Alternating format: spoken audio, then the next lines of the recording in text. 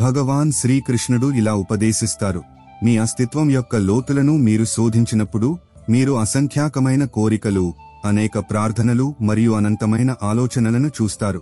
కానీ చివరికి విధి ముందుగా నిర్ణయించినది మాత్రమే మీకు ప్రాప్తించింది. ఈ వాక్యం వినడానికి సరళంగా కనిపించినప్పటికీ దీనిని పూర్తిగా స్వీకరించడం ఆత్మ యొక్క ఒక తపస్సు. మీ తలరాతలో ఏది లిఖించబడి ఉందో అది ఒకానొక రోజు నిస్సందేహంగా మీ ముందుకు వస్తుంది. మీ మార్గంలో ఎన్ని అడ్డంకులు వచ్చినా, ఎంతమంది వ్యక్తులు దూరమైనా, లేదా ఎన్ని ప్రార్థనలు నెరవేరకపోయినా మీ విధిలో లేనిది మీరు ఎంతగా ఆకాంక్షించినా లభించదు. లక్షల కొద్దీ ప్రయత్నాలు చేయండి, లక్షల సార్లు రోదించండి, తీవ్రంగా వేడుకోండి, కానీ అది ఒక అందని కలగానే ఉండిపోతుంది. జీవితంలో అత్యంత గంభీరమైన ప్రశాంతత ఒకే ఒక సూత్రంలో ఉంది: మనిషి ప్రయత్నం చేయాలి, కానీ ఫలితాన్ని అంగీకరించాలి. ఎందుకంటే మన కోసం కేటాయించబడినది ఎప్పటికీ మరొకరి పాలు కాదు, అలాగే మరొకరి కోసం ఉద్దేశించినది మన జీవితంలో ఎప్పటికీ నిలవదు. ఈ వాస్తవాన్ని అంగీకరించడం అగ్నిమార్గంలో నడవడం లాంటిది, మరియు ఆ అగ్నిజ్వాలల ద్వారానే ఆత్మశుద్ధి చేయబడుతుంది. ఈ అవగాహన మనస్సులో పాతుకుపోయినప్పుడు అది దుఃఖించదు, ఆరోపించదు, లేదా పోల్చి చూడదు. అది కేవలం ఒక సత్యాన్ని గ్రహిస్తుంది: నేను కోల్పోయినది నిజానికి ఎప్పుడూ నాది కాదు, మరియు నాకు లభించినది భగవంతుని ప్రసాదం. ఈ గ్రహింపే ప్రశాంతతకు తాళం చెవి. ఇది బాహ్యంగా కాక అంతర్గతంగా వికసించే శాంతి. జీవితంలోని ప్రతి క్షణం, ప్రతి సంఘటన, ప్రతి కలయిక మరియు ప్రతి వియోగం ఒక బృహత్తర ప్రణాళికలో భాగమనే సత్యాన్ని గుర్తించడం మనస్సును అనవసరమైన బరువుల నుండి విడిపిస్తుంది. మనం తరచుగా మన వర్తమానాన్ని గతం యొక్క పశ్చాత్తాపాలతో లేదా భవిష్యత్తు యొక్క ఆందోళనలతో నింపేస్తాం. కానీ జరగాల్సినది జరిగి తీరుతుందని, జరగకూడనిది ఎన్నటికీ జరగదని తెలుసుకున్నప్పుడు మనం వర్తమాన క్షణంలో జీవించడం నేర్చుకుంటాం. ప్రయత్నించడం మన విధి, కానీ ఫలితంపై మనకు అధికారం లేదు. ఈ జ్ఞానమే మనల్ని కర్మయోగులుగా మారుస్తుంది, అనగా కర్మ చేస్తూనే ఫలాసక్తి నుండి విముక్తులైన వారిగా. గీత మనకు బోధించే నిష్కామ కర్మ యొక్క సారాంశం ఇదే. ఈ స్వీకరణలో ఒక అద్భుతమైన స్వేచ్ఛ, ప్రపంచంలోని హెచ్చుతగ్గులచే ప్రభావితం కాని ఒక గంభీరమైన శాంతి ఉన్నాయి. అనేకసార్లు బంధాలు, సాన్నిహిత్యం, వాగ్దానాలు మరియు ఆసరా ఇవన్నీ అదృశ్యమైనప్పుడు జీవితమే మనల్ని నిశ్శబ్దం వైపుకు నడిపిస్తుంది. ఈ నిశ్శబ్దం ఒక శిక్ష కాదు, అది పరమాత్మ నుండి వచ్చిన ఒక ఆహ్వానం. ఎందుకంటే మనసు యొక్క వేదనను వినేవారు ఎవరూ లేనప్పుడే ఆత్మ తన అత్యంత ప్రామాణికమైన పిలుపుతో భగవంతునిని ఆశ్రయిస్తుంది. ప్రతి ఏకాంతం ఆత్మ నుండి పరమాత్మ వరకు ఒక సేతువును నిర్మిస్తుంది. దానిని అంగీకరించిన వారికి మరెవరి తోడు అవసరం ఉండదు. వారు ఎక్కడ ఆసీనులైనా అక్కడ భగవంతుని సాన్నిధ్యం ఉంటుంది. ఎవరూ సమీపంలో లేనప్పుడే ఈశ్వరుడు అందరికన్నా దగ్గరగా ఉంటాడు. ఆయన ప్రతి శ్వాసలో, ప్రతి హృదయ స్పందనలో, ప్రతి దృష్టిలో వ్యాపించి ఉంటాడు. ఈ అనుభవం వర్ణనాతీతమైనది. సర్వం కోల్పోయినా భగవంతునిని మరువని వారికే ఈ అవగాహన లభిస్తుంది. జీవితం ఇక కేవలం ఈశ్వరుడే మిగిలి ఉన్నాడని సూచించినప్పుడు ఆత్మ యొక్క వికాసం ఆ మలుపు నుండే ఆరంభమవుతుందని గ్రహించాలి. ఇదే ఒక సాధారణ మానవుడు సాధకునిగా పరివర్తన చెందే క్షణం. దారి తప్పిన ఆత్మ జాగృతమైన ఆత్మగా రూపాంతరం చెందుతుంది. ఈ నిశ్శబ్దం కేవలం బాహ్య మౌనం కాదు, ఇది అంతరాత్మ యొక్క సంభాషణ. ప్రపంచపు గందరగోళం సద్దుమణిగినప్పుడే ఆత్మ యొక్క నెమ్మదైన, మధురమైన స్వరం వినబడుతుంది. ఈ నిశ్శబ్దంలో భయం లేదు, ఒక గంభీరమైన విశ్వాసం ఉంటుంది, సర్వాన్ని నడిపిస్తున్న ఆ అదృశ్య శక్తిపై విశ్వాసం.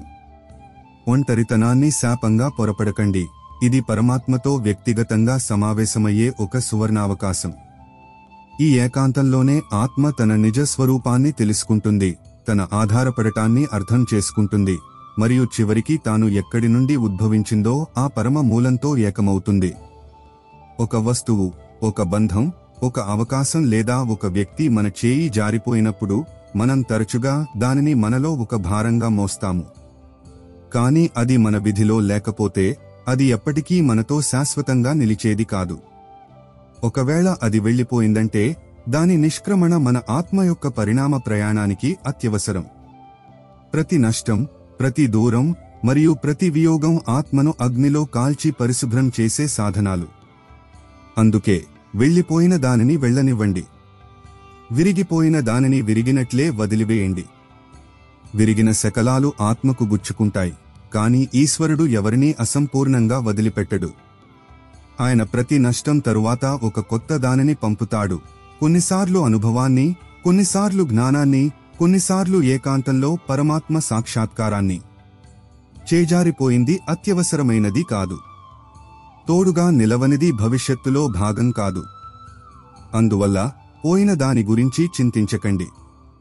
దానిని భగవంతునికి అప్పగించి మిగిలి ఉన్న దానిలో భగవంతుని కరుణను కనుగొనండి. ఈ జ్ఞానమే శాంతి యొక్క ద్వారాలను తెరుస్తుంది. ప్రతి ముగింపు ఒక కొత్త ఆరంభానికి సంకేతం అని అర్థం చేసుకోవడం మనల్ని స్వతంత్రులను చేస్తుంది. ఆసక్తియే బంధనానికి మూలం. మనం ఒక వస్తువు లేదా వ్యక్తి పట్ల మితిమీరిన మోహాన్ని పెంచుకున్నప్పుడు వారి నిష్క్రమణ మనకు భరించలేని వేదనను కలిగిస్తుంది. వైరాగ్యం అంటే సర్వం త్యజించడం కాదు, ఆసక్తి నుండి విముక్తి పొందడం. వెళ్లిపోయిన వారి మధుర జ్ఞాపకాలను భద్రపరుచుకోండి, కాని వారు లేరనే దుఃఖం మీ వర్తమానాన్ని శాసించడానికి అనుమతించకండి. మనం అనుమతిస్తే ఈశ్వరుడు ప్రతి ఖాళీని తన ఉనికితో నింపుతాడు. జీవితం స్తంభించినట్లుగా అనిపించిన ప్రతి క్షణంలో, అన్నీ ఆగిపోయినప్పుడు, అన్ని మార్గాలు మూసుకుపోయినప్పుడు లోపలి నుండి ఒక స్వరం వినబడుతుంది, ఇంకా కాస్త వేచిచూడు అని. నిరీక్షణ అంటే కేవలం సమయాన్ని గడపడం కాదు. అది విశ్వాసంతో చేసే ఒక ఆధ్యాత్మిక సాధన. నిరీక్షణ అంటే నువ్వు ఏమీ కాని స్థితిలోనూ సర్వమైన స్థితి, ఎందుకంటే నీ కోసం కేటాయించబడినది నీవు కోల్పోలేవనే నమ్మకం నీలో బలంగా ఉంటుంది. నీ ఆత్మ యొక్క ఆర్తనాదం బ్రహ్మాండంలో ప్రతిధ్వనిస్తోంది, మరియు బ్రహ్మాండం స్పందించినప్పుడు ఆ సమాధానం నీ హృదయాన్ని పూర్తిగా నింపుతుంది. ప్రతి నిరీక్షణలోనూ ఈశ్వరుని ప్రణాళిక కొనసాగుతూనే ఉంటుంది. నువ్వు దానిని చూడలేకపోవచ్చు, కానీ పైన ఏదో రూపుదిద్దుకుంటోంది. సమయం పరిపక్వమైనప్పుడు నువ్వు కోల్పోయానని భావించినది లేదా నువ్వు ఊహించలేనిది వచ్చి నిన్ను చేరుతుంది. తన వాటా ఆనందం తన వైపే ప్రయాణిస్తోందని అంతర్గతంగా దృఢంగా విశ్వసించేవాడే వేచి ఉండగలడు. ఈ దృఢ విశ్వాసం నదులన్నింటినీ తనలో చేర్చుకునే సాగరంలా, అంధకారాన్ని ఛేదించుకుని ఉదయించే సూర్యకిరణంలా ఆత్మను విస్తరింపజేస్తుంది. నిరీక్షణలో సహనం మరియు విశ్వాసం రెండూ కలిసి ఉంటాయి. ఇది నిష్క్రియాత్మకత కాదు, చైతన్యవంతమైన విశ్వాసం. ఈ స్థితిలో మనం బాహ్య పరిస్థితులపై నియంత్రణను కోల్పోతాం, కాని మన అంతర్గత స్థిరత్వాన్ని నిలుపుకుంటాం. ఒక ఉన్నత శక్తి మన జీవితాన్ని నడిపిస్తోందనే జ్ఞానం మనల్ని అసహనం, ఆందోళన నుండి రక్షిస్తుంది. నిరీక్షణ యొక్క ఫలం తరచుగా మన ఊహల కంటే మధురంగా ఉంటుంది, ఎందుకంటే అది ఈశ్వరునిచే ఎంపిక చేయబడింది, మన పరిమిత ఆకాంక్షలచే కాదు. అనేకసార్లు మనం ఒక వ్యక్తి, సంఘటన, మాట, ప్రవర్తన, ఆసరా లేదా గౌరవం నుండి ఆనందం లభిస్తుందని భ్రమిస్తాం. కానీ జీవితం ఒక్కొక్కటిగా ఆ ఆధార స్తంభాలను కూల్చివేసినప్పుడు, చివరకు నిజమైన ఆనందం లోపల దేనిని పొందాలనే ఆకాంక్ష లేనప్పుడే ఉద్భవిస్తుందని మనం గ్రహిస్తాం. అంచనాలు ముగిసినప్పుడు లోపల ఒక శూన్యం ఏర్పడుతుంది. ఆ శూన్యంలోనే ఈశ్వరుడు నివసిస్తాడు. మనం ఎంత ఎక్కువగా ఆశిస్తే అంత ఎక్కువగా దుఃఖాన్ని పొందుతాం. కానీ మనం ఇవ్వడం నేర్చుకున్నప్పుడు, ప్రతిఫలం ఆశించకుండా, గౌరవం కోరకుండా, విలువను అంచనా వేయకుండా, అప్పుడు లోపల శాంతి యొక్క మూలాలు విస్తరిస్తాయి. ఈ ఆనందం బయటి చిరునవ్వు కాదు, ఒక అంతర్గత స్థిరత్వం. ఇది ఎవరిని చెప్పినా, ఎవరు ఏం చేసినా, ఎవరు ఎంత దూరమైనా, మీరు లోపల నుండి కదలని స్థితి, ఎందుకంటే మీ ఆత్మ ఇప్పుడు ఏ అంచనాలకు బానిస కాదు. ఇదే ఆత్మధారపడటం, ఇదే నిర్లిప్తత, ఇదే యథార్థమైన ఆనందం. ప్రపంచంలోని వస్తువులు, బంధాలు తాత్కాలిక సుఖాన్ని ఇవ్వగలవు, కానీ శాశ్వత ఆనందానికి మూలం లోపలే ఉంది. మనం మన ఆనందం కోసం బాహ్య కారకాలపై ఆధారపడినప్పుడు మనం ఎల్లప్పుడూ నిరాశకు గురయ్యే ప్రమాదంలో ఉంటాం. కానీ మనం మన సంతోషం యొక్క నియంత్రణను మన చేతుల్లోకి తీసుకుని, అంచనాలను త్యజించి, సంతృప్తిని స్వీకరించినప్పుడు మనం నిజమైన అర్థంలో స్వతంత్రులుగా, ఆనందంగా ఉంటాం. నిర్లిప్తత అంటే ఉదాసీనత కాదు, అది అనాసక్త ప్రేమించడం, కానీ బదులుగా ఏమీ ఆశించకపోవడం. ఇదే ప్రేమ యొక్క అత్యంత శుద్ధమైన రూపం, ఇదే శాశ్వత ఆనందానికి మార్గం. జీవితం అనేకమైనవి తీసుకున్నప్పుడు, బంధాలు, ఆరోగ్యం, సామర్థ్యం, కలలు, అప్పుడు మిగిలి ఉన్నదే అత్యంత అమూల్యమైనది. తరచుగా మనం కోల్పోయిన దాని గురించి విచారంలో మునిగిపోయి, మన దగ్గర ఉన్న దానిపై దృష్టి సారించం. కానీ మిగిలి ఉన్న దానిలోనే భగవంతుని దయ దాగి ఉంటుంది. శ్వాస కొనసాగుతోందంటే ఆత్మ యొక్క కార్యం ఇంకా పూర్తి కాలేదని అర్థం. మనస్సు ఆలోచించగలుగుతోందంటే భగవంతునితో సంభాషణ ఇంకా మిగిలే ఉందని అర్థం. జీవితంలో ఏది మిగిలి ఉన్నా అది శరీరం కావచ్చు, దృష్టి కావచ్చు, అనుభవం కావచ్చు, నిశ్శబ్దం కావచ్చు, దానిలోనే జీవితం యొక్క మిగిలిన సంగీతం నిక్షిప్తమై ఉంది. ఆత్మ తన అత్యంత పవిత్రమైన రూపంలో వికసించే క్షణాలు ఇవే. ఈ మిగిలిన క్షణాలు సంఖ్యలో తక్కువగా ఉన్నా విలువలో చాలా ఎక్కువ. వాటి ప్రాముఖ్యత మాటలతో కాదు, అనుభవాలతోనే తెలుస్తుంది. ఎందుకంటే ఏ క్షణాలలో అయితే శబ్దం, పరుగు మరియు కోరిక ఉండవో ఆ క్షణాలలోనే పరమాత్మను కలుసుకునే అవకాశం అధికంగా ఉంటుంది. మిగిలి ఉన్న దానిలోనే ఆనందాన్ని అన్వేషించండి. అదే అత్యంత గహనమైన సత్యం. కృతజ్ఞతాభావం ఇక్కడి నుండే ఉద్భవిస్తుంది. మన దగ్గర ఏది లేదో ఆలోచించే బదులు ఏది ఉందో దానిపై దృష్టి కేంద్రీకరించినప్పుడు హృదయం కృతజ్ఞతతో నిండిపోతుంది. నడుస్తున్న శ్వాస, చూసే సామర్థ్యం, వినే శక్తి, ఆలోచించే మనస్సు, ఇవన్నీ మనం తరచుగా తేలికగా తీసుకునే ఈశ్వరుని అమూల్యమైన కానుకలు. మిగిలి ఉన్న దానినే ఆధారంగా చేసుకుని జీవితాన్ని కొత్తగా ప్రారంభించడమే నిజమైన ఆధ్యాత్మికత. దీనిలోనే ఈశ్వరుని ప్రణాళిక, ఆయన కరుణ నిగూఢమై ఉన్నాయి. అనేకసార్లు మనం ప్రార్థిస్తాం, కళ్ళు మూసుకుని, పూర్తి ఏకాగ్రతతో, అయినప్పటికీ మనం ఆశించింది లభించదు. అప్పుడు బహుశా భగవంతుడు మన ప్రార్థనను వినలేదేమో అని మనం భావిస్తాం. కానీ సమయం నెమ్మదిగా గడిచి సంఘటనలు జరిగినప్పుడు మనం అడిగింది బహుశా మనకు శ్రేయస్కరం కాదేమో అని స్పష్టమవుతుంది. భగవంతుడు మన మనస్సుకు ప్రియమైనది ఇవ్వరు, ఆయన ఆత్మకు ఏది అవసరమో దానిని మాత్రమే ఇస్తారు. ఆత్మిక పరిణామం కోసం, లోపలి అంధకారాన్ని తొలగించడం కోసం. కొన్నిసార్లు అహంకారాన్ని భగ్నం చేయడానికి మనకు దుఃఖాన్ని ఇస్తారు. కొన్నిసార్లు లోపలి నిశ్శబ్దాన్ని వినడానికి ఏకాంతాన్ని ప్రసాదిస్తారు. కొన్నిసార్లు పట్టుదల యొక్క వ్యర్థతను అర్థం చేసుకోవడానికి మన నుండి కొన్నింటిని దూరం చేస్తారు. కొన్నిసార్లు ఎవరూ లేని మలుపులో మనల్ని ఒంటరిగా వదిలేస్తారు, తద్వారా మనం చివరికి ఈశ్వరుని వైపుకు మళ్ళుతాం. ఇదే జీవితం యొక్క రహస్యమైన ప్రణాళిక. మనస్సు గందరగోళానికి గురవుతుంది, కానీ ఆత్మ చివరకు విముక్తిని పొందుతుంది. మన దృష్టి పరిమితమైనది, మనం కేవలం తక్షణ ప్రయోజనాన్ని లేదా సుఖాన్ని మాత్రమే చూస్తాం.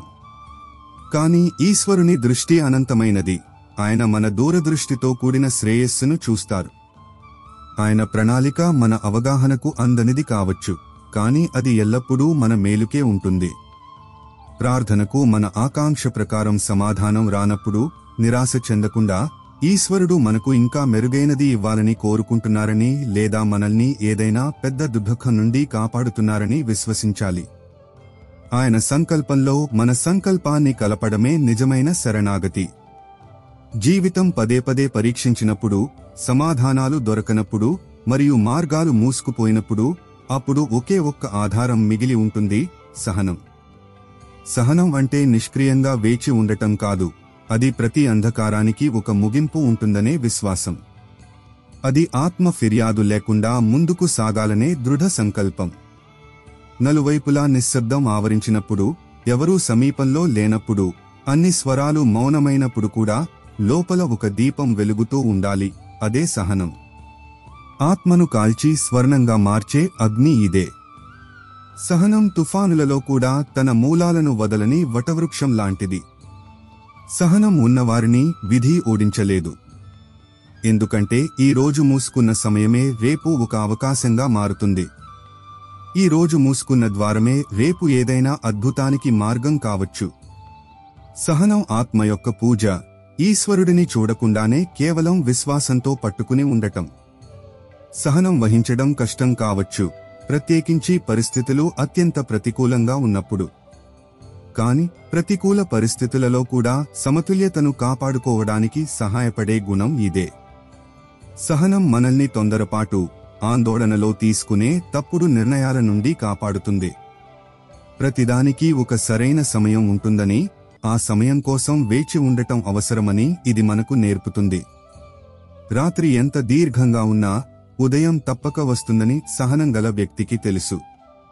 ఈ విశ్వాసమే అతనికి అంధకారంలో కూడా ఆశాకిరణాన్ని చూపిస్తుంది. ఈ ప్రపంచం ఎన్ని బంధాలను అందిస్తుందో అన్ని అంచనాలను కూడా అందిస్తుంది. ప్రతి ఒక్కరూ గౌరవం, సమయం, ఆసరా లేదా సాంగత్యం వంటివి పొందాలనే ఆకాంక్షతోనే ప్రేమిస్తారు. కానీ ఈ ప్రేమ డొల్లగా మారినప్పుడు మనం కృంగిపోతాం.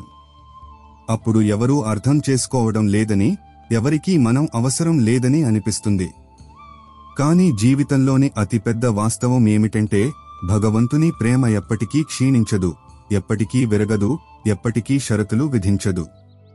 ఆ ప్రేమ శ్వాసతో పాటు ప్రవహిస్తుంది, నిశ్శబ్దంలో మాట్లాడుతుంది, ప్రతి పతనంలోనూ పైకి లేపుతుంది, ప్రతి మౌనంలోనూ ఆధారాన్ని అందిస్తుంది.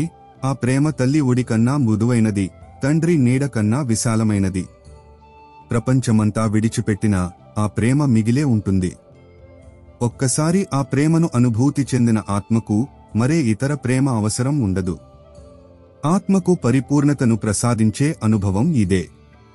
లౌకిక ప్రేమ తరచుగా స్వార్థంపై ఆధారపడి, షరతులతో ముడిపడి ఉంటుంది. అందుకే అది శాశ్వతమైన ఆనందాన్ని ఇవ్వలేదు. కానీ ఈశ్వరుని ప్రేమ నిస్వార్థమైనది, అపరిమితమైనది. అది మన గుణాలు లేదా అవగుణాలపై ఆధారపడదు. అది ఎల్లప్పుడూ అందుబాటులో ఉంటుంది. దానిని అనుభూతి చెందడానికి మనం కేవలం మన హృదయాన్ని తెరవాలి. మనం ఈ దివ్య ప్రేమను అనుభవించినప్పుడు లౌకిక ప్రేమ యొక్క అసంపూర్ణతలు మనల్ని బాధించవు. నిజమైన, శాశ్వతమైన ప్రేమ కేవలం పరమాత్మ నుండి మాత్రమే లభిస్తుందని మనం అర్థం చేసుకుంటాం. ఈ ప్రేమే మనకు నిజమైన తృప్తిని, భద్రతను అందిస్తుంది. మనం జీవితకాలం ఇతరులను అర్థం చేసుకోవడంలోనే గడిపేస్తాం. ఎవరు మంచివారు, ఎవరు చెడ్డవారు, ఎవరు ఏం చేశారు, ఎవరు ఏం చేయలేదు అని. అప్పుడు చివరకు భ్రమ మాత్రమే మిగులుతుంది. కానీ మనం మనల్ని మనం అర్థం చేసుకోవడానికి కూర్చున్నప్పుడు, మన భయాలు, మన అంచనాలు, మన బలహీనతలు, మన శక్తి, అప్పుడు వాస్తవమైన సాధన ఆరంభమవుతుంది. ఆత్మ యొక్క ఆలయం బయట కాదు, లోపల ఉంది. ప్రతిరోజూ కలిగే వేదన కేవలం లోపలి అద్దాన్ని శుభ్రపరచడానికే.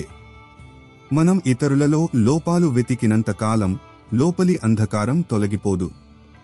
కానీ ఏ రోజైతే మనం మనల్ని మనం అంగీకరిస్తామో, మన వైఫల్యాలను, మన అసంపూర్ణ ఆకాంక్షలను, మన పొరపాట్లను, ఆ రోజు నుండే లోపల శాంతి ఆరంభమవుతుంది. ఎందుకంటే ఆత్మను ఎంత లోతుగా అర్థం చేసుకుంటే అది అంతగా భగవంతునికి సమీపమవుతుంది. ఇదే ఆత్మజ్ఞానం, ఇదే నిజమైన ధర్మం. తనను తాను తెలుసుకోవడమే అత్యంత కష్టతరమైన, కానీ అత్యంత ఆవశ్యకమైన ప్రయాణం. మనం తరచుగా బాహ్య ప్రపంచంలో చిక్కుకుపోయి మనలోకి తొంగి చూడటానికి వెనుకాడతాం.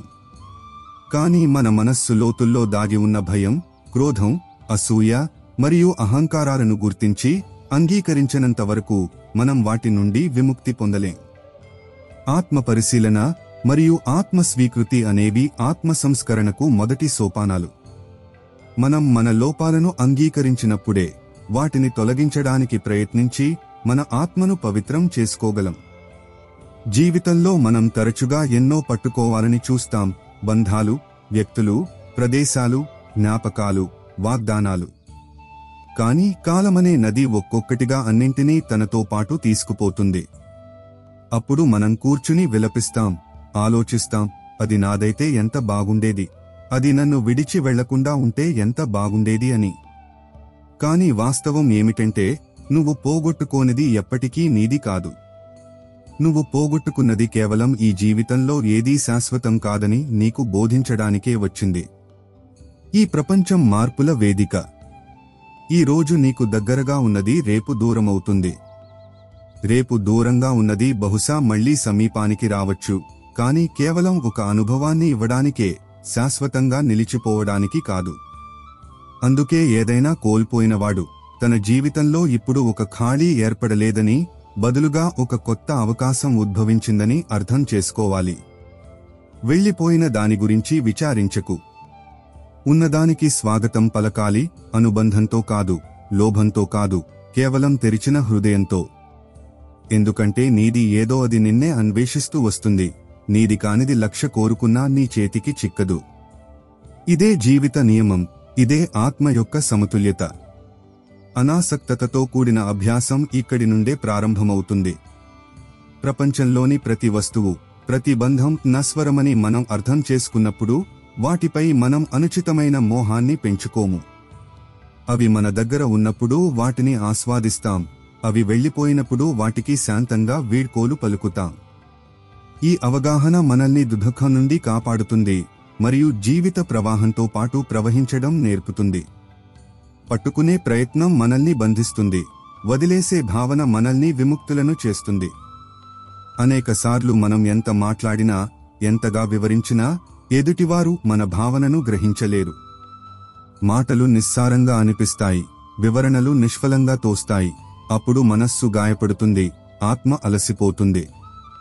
కాని ఆ సమయంలో నిశ్శబ్దాన్ని ఆశ్రయించడమే అత్యుత్తమ ప్రతిస్పందన. ఆ నిశ్శబ్దం భయంతో పుట్టింది కాదు, అది ఆత్మ యొక్క అవగాహన నుండి ఉద్భవిస్తుంది. నీ లోపల ఉన్న భావనలను ఈ ప్రపంచం అర్థం చేసుకోలేదని నీకు అనిపించినప్పుడు భగవంతునిని పిలువు, ఎందుకంటే ఆయనే నిశ్శబ్ద భాషను వింటారు. నువ్వు నిశ్శబ్దంగా ఉన్నప్పుడు బ్రహ్మాండం నీ అంతరాత్మను ఆలకించడం ప్రారంభిస్తుంది. నువ్వు మాటలలో వ్యక్తపరచని ప్రతి భావన నిశ్శబ్దంలో ఈశ్వరునికి చేరుతుంది. నిశ్శబ్దంలో వాదన లేదు, అంచనా లేదు, కేవలం సమర్పణ ఉంటుంది. ఈ సమర్పణే ఆత్మ యొక్క అత్యున్నత స్థితి. కాబట్టి ఎవరైనా నిన్ను అర్థం చేసుకోకపోతే విచారించకు. నిశ్శబ్దం కన్నా గొప్ప సమాధానం లేదు. నిశ్శబ్దం కన్నా గొప్ప సంభాషణ లేదు. కొన్నిసార్లు మాటల కంటే నిశ్శబ్దం శక్తివంతమైనది. మాటలు గందరగోళాన్ని సృష్టించగల చోట నిశ్శబ్దం స్పష్టతను తీసుకురాగలదు. మనం వాదించడం లేదా వివరణలు ఇవ్వడం మానేసి శాంతంగా ఉన్నప్పుడు మనం మన శక్తిని ఆదా చేసుకుని పరిస్థితిని ఈశ్వరుని చేతుల్లోకి వదిలేస్తాం. ఈశ్వరుడు మన హృదయ భాషను అర్థం చేసుకుంటారు. ఆయనకు మాటల అవసరం లేదు. నిశ్శబ్దంలో చేసే ప్రార్థన తరచుగా లోతైనదిగా, ప్రభావవంతమైనదిగా ఉంటుంది. ఇది మనల్ని బాహ్య గందరగోళం నుండి దూరం చేసి అంతర్గత శాంతిని, ఈశ్వరునితో అనుసంధానమయ్యే అవకాశాన్ని ఇస్తుంది. జీవితంలో చాలాసార్లు మనం ఎంతగా దిక్కుతోచని స్థితికి చేరుకుంటామంటే సర్వం కోల్పోయినట్లే అనిపిస్తుంది. ఏ దిశ కనిపించదు, ఏ ఆశ కనపడదు. మనస్సు ఒక చీకటి లోయలో మునిగిపోతున్నట్లు అనిపిస్తుంది. కాని ఆత్మ యొక్క అత్యున్నత ప్రయాణం అక్కడి నుండే మొదలవుతుంది. సర్వం కోల్పోయినప్పుడే నిన్ను నువ్వు కనుగొనడం ఆరంభిస్తావు. ఈ కోల్పోవడం నిజంగా కోల్పోవడం కాదు, ఇది ఒక రకమైన ఆత్మిక తీర్థయాత్ర. జీవితం నిన్ను పదే పదే కింద పడేస్తుంది. తద్వారా నువ్వు లోపలికి తొంగి చూసి నువ్వు వాస్తవంగా ఎవరో తెలుసుకుంటావు. సర్వం చేజారినా నువ్వు మిగిలే ఉంటావని నువ్వు గుర్తించినప్పుడు నువ్వు విముక్తుడవుతావు. ఈ కోల్పోయే భావనే ఆత్మను పరమాత్మ వద్దకు చేర్చే ద్వారం. విత్తనం మట్టిలో కలిసిపోయినప్పుడే మొలక ఉద్భవిస్తుంది. అలాగే ఆత్మ కూడా కొన్నిసార్లు తప్పిపోవాల్సి వస్తుంది. తద్వారా అది లోపల నుండి మేల్కొని తన నిజ స్వరూపాన్ని గుర్తిస్తుంది.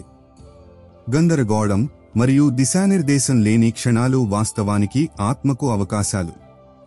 బాహ్య ఆధారాలు విరిగిపోయినప్పుడే మనం మన అంతర్గత శక్తిని కనుగొనడానికి ప్రేరేపించబడతాం. ఈ కోల్పోవడం వాస్తవానికి పాత గుర్తింపు, తప్పుడు అహంకారం మరియు వ్యర్థమైన ఆసక్తులను కోల్పోవడమే.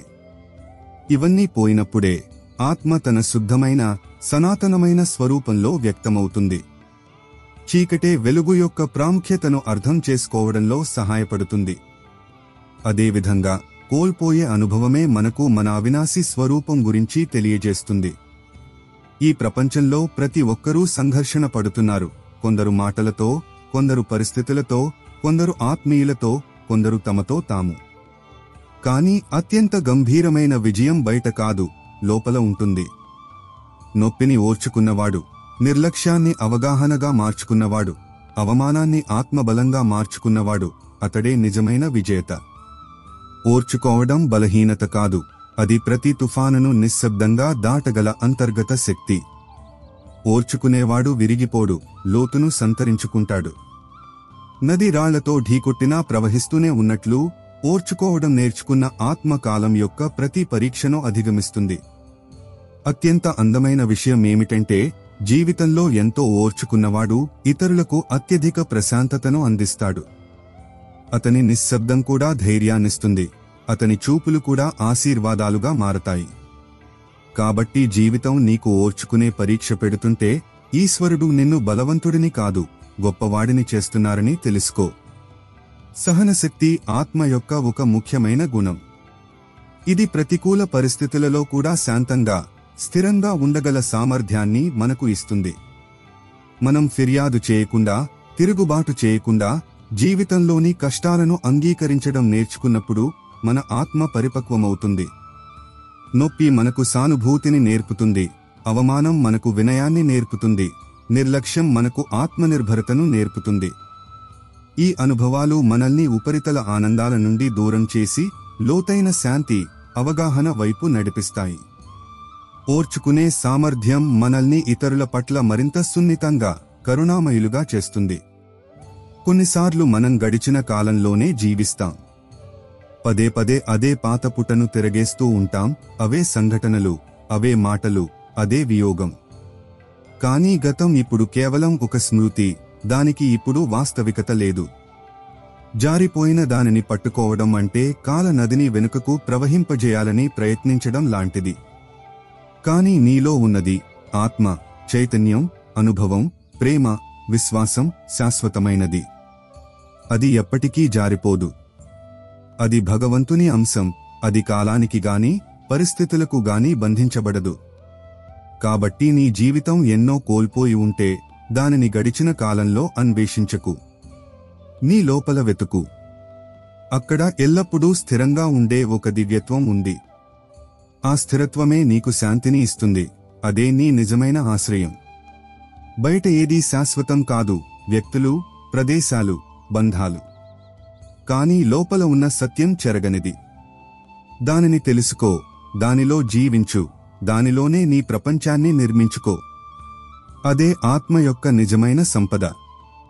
గతాన్ని పట్టుకుని ఉండటం వర్తమానాన్ని జీవించకుండా నిరోధిస్తుంది మరియు భవిష్యత్తును అంధకారమయం చేస్తుంది. గతం నుండి నేర్చుకోవడం ముఖ్యం, కానీ దానిలో చిక్కుకుపోవడం వ్యర్థం. క్షమించడం, ఇతరులను మరియు మనల్ని మనం గతం యొక్క భారం నుండి విముక్తి పొందడానికి ఉత్తమ మార్గం. మనం గతాన్ని వదిలేసినప్పుడే వర్తమాన క్షణంలో పూర్తిగా ఉండగలం మరియు భవిష్యత్తు కోసం కొత్త ద్వారాలను తెరవగలం. మన నిజ స్వరూపం, మన ఆత్మ, కాలం మరియు పరిస్థితులకు అతీతమైనది. దానిపై దృష్టి సారించడమే మనకు శాశ్వత శాంతిని, ఆనందాన్ని అందిస్తుంది. కొన్నిసార్లు జీవితం ఒక మలుపు తీసుకుంటుంది. అక్కడ బంధువులు, మిత్రులు, ఆత్మీయులు మరియు ఇతరులు అందరూ దూరమవుతారు. ఒకప్పుడు ప్రతి స్వరంలో నీ పేరు పలికిన వారే ఇప్పుడు నిశ్శబ్దంగా ఉంటారు. నేను మర్చిపోయానేమో, నాకిప్పుడు విలువే లేదా అని మనస్సు మదనపడుతుంది. కాని ఇదే భగవంతుడు నీకు అత్యంత సమీపంగా ఉండే క్షణం. ఎందుకంటే బయట నుండి సర్వం దూరమైనప్పుడు లోపల ఏదో మేల్కొంటుంది. ఆ లోపలి నిశ్శబ్దంలో ఒక కొత్త అనుభూతి ఉదయిస్తుంది. నువ్వు ఒంటరివి కాదనే, ఎన్నడూ ఒంటరివి కాదనే అనుభూతి. నీలో శ్వాసతో ప్రవహిస్తున్న ఆత్మే భగవంతుడు. ఆయన బయట కాదు, లోపల కలుస్తారు. ప్రపంచంలోని అన్ని ద్వారాలు మూసుకుపోయినప్పుడు భగవంతుని ద్వారం తెరుచుకుంటుంది. ఈ ఒంటరితనం శాపం కాదు, ఇది భగవంతునిని కలుసుకోవడానికి ఒక ఆహ్వానం. నువ్వు నీ జీవితంలో అత్యంత పవిత్రమైన యాత్రను ప్రారంభించే సమయం ఇది, బాహ్యం నుండి అంతరంగికం వైపు. ఆ యాత్రలో మాటలు అవసరం లేదు, తోడు అవసరం లేదు, కేవలం మౌనం, శ్రద్ధ మరియు సమర్పణ చాలు. అప్పుడు నువ్వు గ్రహిస్తావు, భగవంతుడు ప్రతి క్షణం ఉన్నారని, ఉంటారని. మనం మాత్రమే ప్రపంచపు కోలాహలంలో ఆయన్ని విస్మరించామని. లౌకిక ఏకాంతం తరచుగా ఆధ్యాత్మిక సాన్నిధ్యానికి మార్గం తెరుస్తుంది. మానవ ఆధారాలు తొలగిపోయినప్పుడే మనం దైవిక ఆధారం వైపుకు మళ్ళుతాం. ఈ ఒంటరితనం మనకు ఆత్మనిర్భరతను నేర్పుతుంది. మన నిజమైన ఆనందం మరియు భద్రతకు మూలం బయట కాదు, లోపలే ఈశ్వరునిలోనే ఉందని అనుభూతి చెందేలా చేస్తుంది.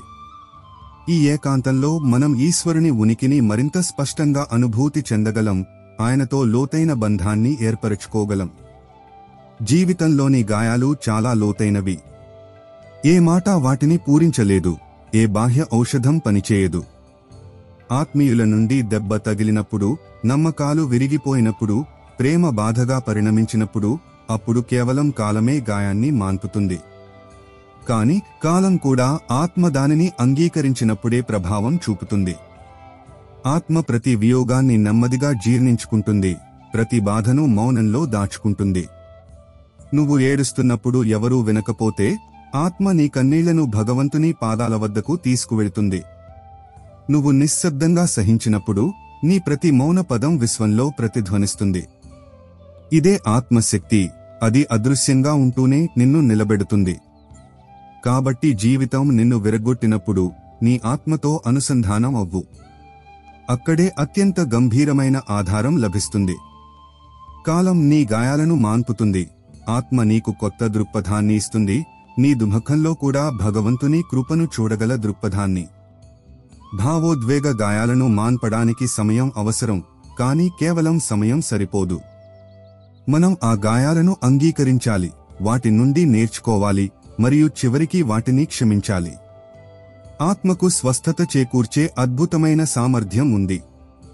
మనం మన బాధను ఈశ్వరునికి సమర్పించి మన ఆత్మశక్తిపై విశ్వాసం ఉంచినప్పుడు నెమ్మదిగా గాయాలు మానడం మొదలవుతాయి. మనం దానిని సరైన దృక్పథంతో చూస్తే నొప్పి మనల్ని బలహీనులను కాదు, మరింత వివేకవంతులను, కరుణామయులను చేస్తుంది. మనం తరచుగా అసహనానికి లోనవుతాం. తక్షణమే ఫలితం కావాలి, తక్షణమే పరిష్కారం కావాలి.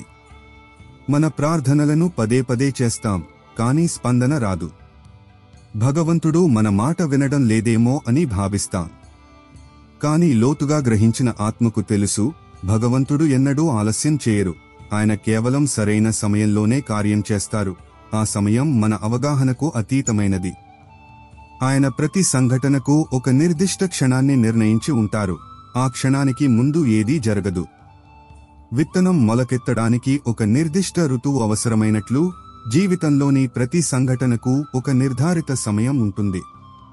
మనం ఎంత ప్రయత్నించినా సమయం రాకపోతే ఆ సంఘటన జరగదు. కానీ ఆ సమయం వచ్చినప్పుడు అద్భుతాలు జరుగుతాయి, శబ్దం లేకుండా, ముందు సూచన లేకుండా, కేవలం భగవంతుని ప్రణాళిక ప్రకారం. కాబట్టి ఈ రోజు నువ్వు నిరీక్షించాల్సి వస్తే ఇది నిష్క్రియాత్మకత కాదని, ఇది సంసిద్ధత అని తెలుసుకో. భగవంతుడు నీకోసం అత్యుత్తమమైన దాన్నే పంపుతున్నారు. నువ్వు కేవలం ఓర్పుగా, నమ్మకంతో ఉండు. ఈశ్వరుని కాలపట్టిక మన కాలపట్టికకు భిన్నంగా ఉంటుంది. మన అసహనం తరచుగా మన పరిమిత అవగాహన మరియు విశ్వాస లోపం యొక్క ఫలితమే. మనం పూర్తి విశ్వాసంతో వేచి ఉన్నప్పుడు ఈశ్వరుని ప్రణాళిక వ్యక్తమవడానికి మనం అవకాశం ఇస్తాం. ఈ నిరీక్షణ మనకు ఓర్పు, సహనం మరియు విశ్వాసం వంటి గుణాలను పెంపొందించుకోవడంలో సహాయపడుతుంది. సరైన సమయంలో ఫలితం లభించినప్పుడు అది మన అంచనాల కన్నా ఎంతో సంతృప్తికరంగా ఉంటుంది. ప్రపంచంలో ప్రతి ఒక్కరూ ఏదో ఒక విచారంతో పోరాడుతున్నారు. కొందరు సంబంధాల కారణంగా, కొందరు గడిచిన రోజుల వల్ల, కొందరు తమ సొంత తప్పుల భారం వల్ల. కానీ దుఃఖాన్ని పట్టుకుని ఉండటం ఆత్మను విషంతో నింపడమే. ఏ రోజు నువ్వు దానిని వదలడం నేర్చుకుంటావో ఆ రోజే లోపల శాంతి ప్రవాహం ఆరంభమవుతుంది. కానీ ఎలా వదలాలి? సంవత్సరాలుగా మోస్తున్న ఆ భారాన్ని ఎలా కింద పెట్టాలి? సమాధానం ఒక్కటే, దానిని భగవంతునికి సమర్పించు. ఒక పసిబిడ్డ తన విరిగిన వస్తువును తల్లికి ఇచ్చి, అమ్మా, దీన్ని సరిచేయి అని చెప్పినట్లు నీ విరిగిన హృదయాన్ని, దుఃఖిస్తున్న ఆత్మను మరియు బాధాకరమైన జ్ఞాపకాలను భగవంతునికి అప్పగించు. ఓ ప్రభూ, నేను ఇక మోయలేను, దీన్ని మీరు చూసుకోండి అని చెప్పు. నమ్మండి, సృష్టిని నడుపుతున్న ఆ భగవంతుడు మీ విరిగిన మనస్సును కూడా సరిచేయగలరు. కానీ నువ్వు నీ దుఃఖాన్ని ఆయనకు ఇవ్వడానికి ధైర్యం చూపినప్పుడే ఆయన అలా చేస్తారు. అర్పించడం అంటే నేను ఇక స్వయంగా మోయలేను, నాకు ఈశ్వరుని చేయి కావాలి అని అంగీకరించడం. ఇదే సమర్పణ, ఇదే ముక్తి. దుఃఖాన్ని పట్టుకుని ఉండటం వల్ల అది పెరుగుతుంది మరియు మన మనసును కఠినత్వంతో నింపుతుంది. దానిని వదిలించుకోవడానికి అత్యంత ప్రభావవంతమైన మార్గం సమర్పణ. మనం మన సమస్యలను, దుఃఖాలను ఈశ్వరునికి అప్పగించినప్పుడు మనం ఆ భారం నుండి విముక్తులమవుతాం. దీని అర్థం సమస్యలు వెంటనే మాయమవుతాయని కాదు, కానీ వాటిని ఎదుర్కోవడానికి కావలసిన శక్తిని, శాంతిని మనం పొందుతాం.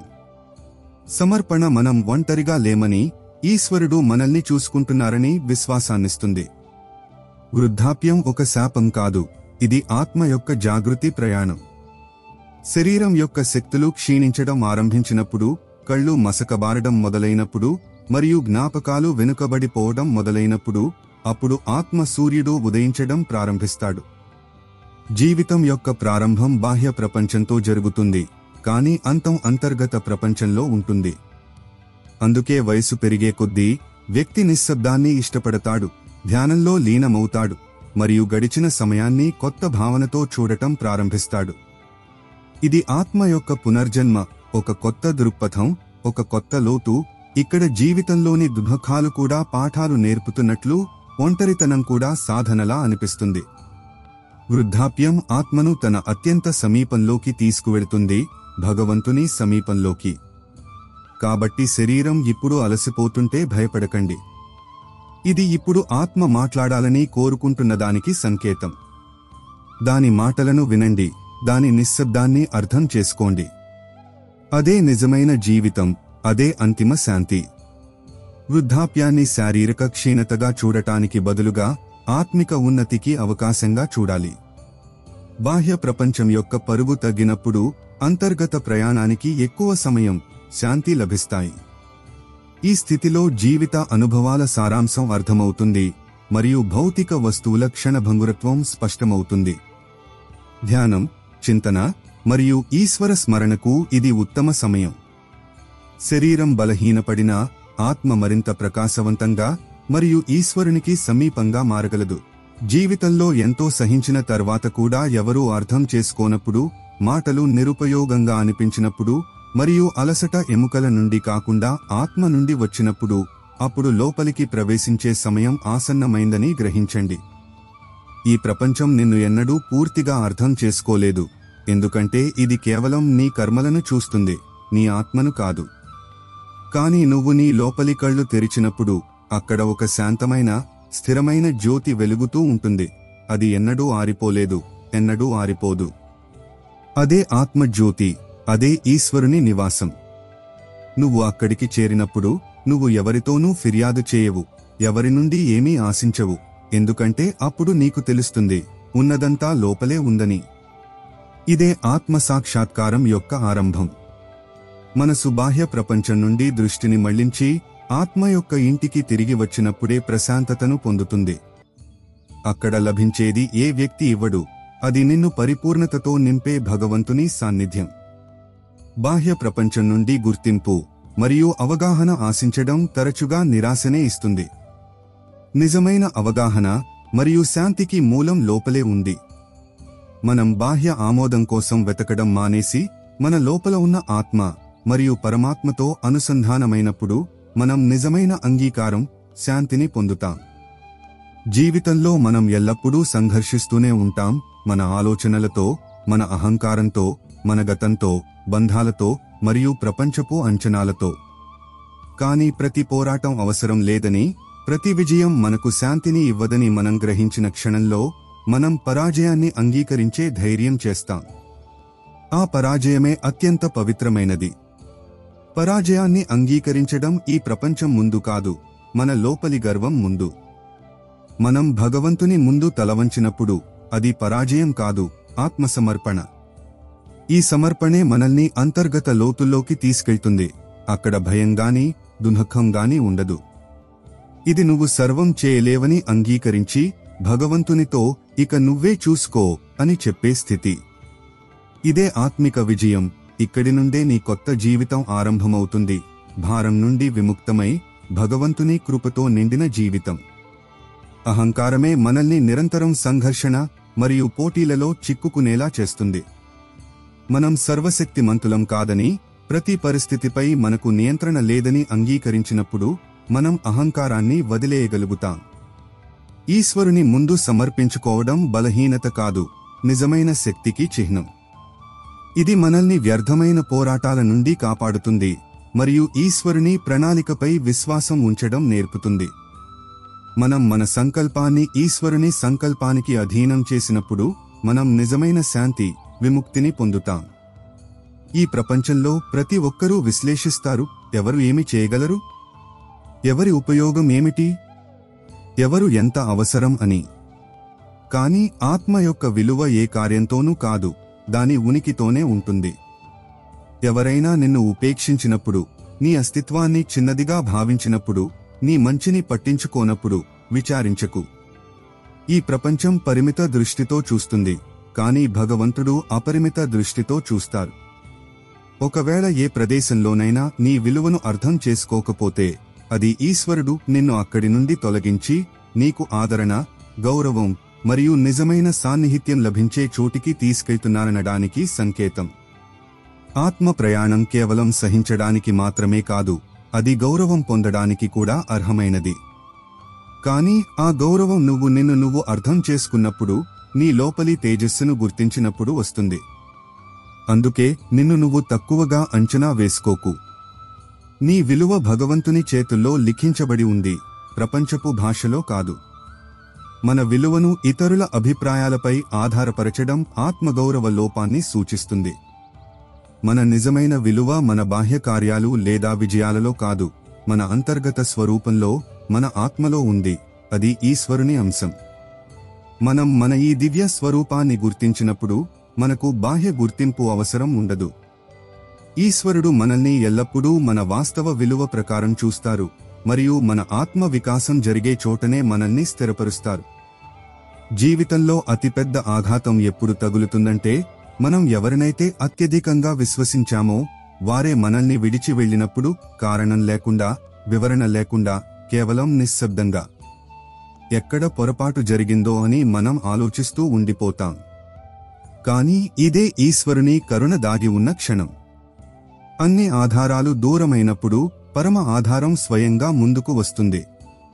మనసులోని మాట వినేవారు ఎవరూ మిగలనప్పుడు అంతరాత్మ లోతుల నుండి ఒక మౌన పిలుపు వెలువడుతుంది. అది నేరుగా భగవంతునికి చేరుతుంది. అప్పుడు ఆయన మనల్ని పట్టుకుంటారు, ఏమీ చెప్పకుండా, శబ్దం చేయకుండా, కేవలం తన ఉనికితో.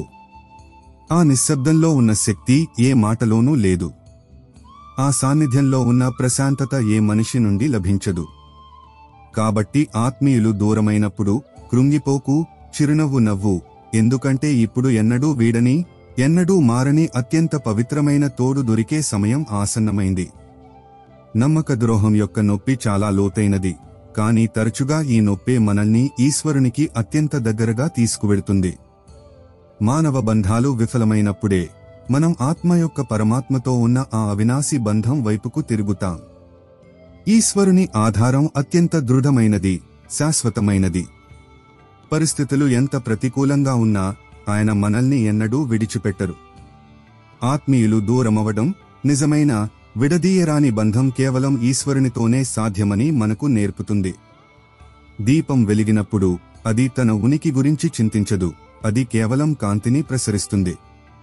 దాని ఉద్దేశ్యం కేవలం ప్రకాశాన్ని ఇవ్వడమే, దాని జ్వాల ఎంత చిన్నదైనా సరే.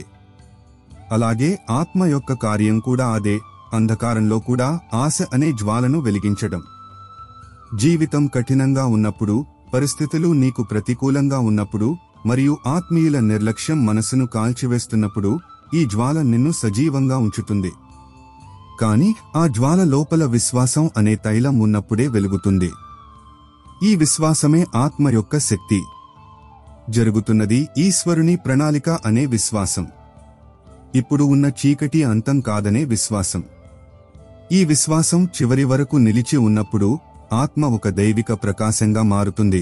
అది కేవలం తనను తాను మాత్రమే కాకుండా ఇతరులకు కూడా మార్గం చూపిస్తుంది. కాబట్టి జీవితంలో ఏ మలుపులోనూ నీ విశ్వాసాన్ని క్షీణించనీయకు. అదే నీ అతిపెద్ద కాంతి, అతిపెద్ద తోడు. విశ్వాసం అనేది అత్యంత కష్టమైన పరిస్థితులలో కూడా మనల్ని ఆశావాదులుగా ఉంచే అంతర్గత శక్తి. ఇది ఈశ్వరునిపై, ఆయన ప్రణాళికపై మరియు మన అంతర్గత శక్తిపై ఉన్న నమ్మకం. విశ్వాసం అనే దీపం హృదయంలో వెలుగుతున్నప్పుడు బాహ్య అంధకారం మనల్ని భయపెట్టలేదు. ఈ విశ్వాసం మనల్ని నిలబెట్టడమే కాకుండా ఇతరులకు కూడా ప్రేరణ వనరుగా చేస్తుంది. దీపం తాను కాలి ఇతరులకు కాంతిని ఇచ్చినట్లే విశ్వాసమున్న ఆత్మ ఇతరులకు కూడా ఆశను, దిశను అందిస్తుంది. కొన్నిసార్లు మనం అనుకుంటాం, జీవితంలో ఎన్నో చేజారిపోయాయని, కొన్ని బంధాలు, కొన్ని అవకాశాలు, కొన్ని కలలు.